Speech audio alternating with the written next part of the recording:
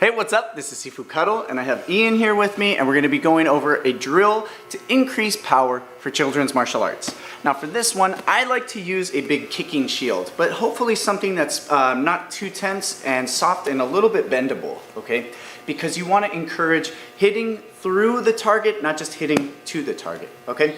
Now, I'm going to hold it like this, and notice it has some curvature to it. I'm going to still allow a little more curvature as I hold it. So when the student hits it, they get used to making contact and then pressing through a little bit.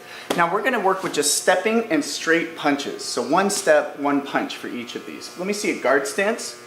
So his backhand is going to punch. Go ahead and punch.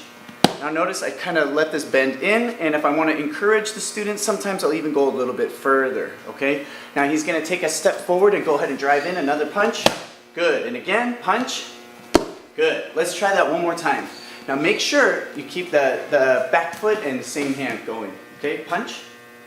Good, now big step forward. That's it, and again. And again. Good, let's do it the other way. Ready? Guards up. Now, this is not about speed, it's about power. So if they're punching too fast and just barely stepping forward, stop the student, have them start over again.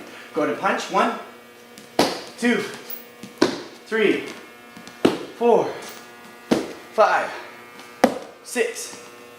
Good, okay? So he feels this pad flex in, he feels that there's power there. He's not just bouncing off the pad and he's not just pushing on the pad.